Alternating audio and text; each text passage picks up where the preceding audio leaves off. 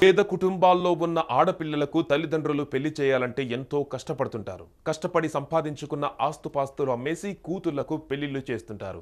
వీరి కష్టాలను గమనించిన కొన్ని ప్రభుత్వాలు పెళ్లి కూతురు తల్లిదండ్రులకు ఆర్థికంగా అండగా నిలిచేందుకు వారికి కొంత డబ్బుతో కొన్ని వస్తువులను కానుకలుగా ఇచ్చేస్తున్నాయి. ఈ పథకం కొందరికి వరంగా మారినప్పటికీ కొందరు వ్యక్తులు మాత్రం వీటికి ఆశపడి ఉత్తుత్తి పెళ్లిళ్లు చేసుకుంటున్నారు. ఉత్తరప్రదేశ్లో అదే జరిగింది. ఆలస్యంగా వెలుగులోకి వచ్చిన ఈ ఘటన తీవ్ర చర్చనీయాంశంగా మారుతోంది.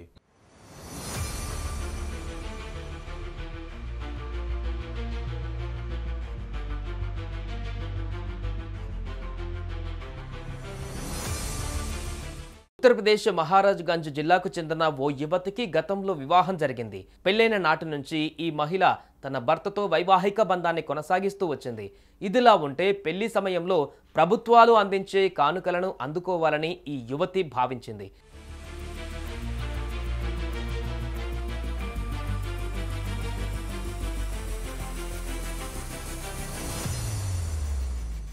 ఇక ఇందులో భాగంగానే తన సోదరుడిని పెళ్లి చేసుకుని ఆ కానుకలతో లబ్ధి పొందాలని అనుకుంది. ఇకపోతే మార్చి 5న ఉత్తరప్రదేశ్ సీఎం యోగి ఆదిత్యనాథ్ 50 మంది జంటలకు లక్ష్మీపూర్ బ్లాక్లో సామూహిక వివాహాలు జరిపించారు. ఈ విషయం తెలుసుకున్న ఆ యువతి ఆ సామూహిక వివాహాల గుంపులోనే కలిసిపోయి తన సోదరుడిని పెళ్లి చేసుకుంది. అయితే పెళ్లిళ్లు చేసుకున్న వారందరికీ సీఎం వివాహ పథకం కింద వధువుకు మంగళసూత్రం, ట్రంకు పెట్టే దుస్తువులతో పాటు 51,000 రూపాయల నగదు అందించారు. ఈ యువతి కూడా ఆ కానుకలను అందుకుంది. ఇక ఈ విషయాన్ని గమనించిన కొందరు గ్రామస్తులు షాకు గురయ్యారు. వెంటనే ఆ యువతి భర్తకు తెలియజేశారు. కోపంతో ఊగిపోయిన ఆమె భర్త వెంటనే జిల్లా అధికారులకు ఫిర్యాదు చేశాడు.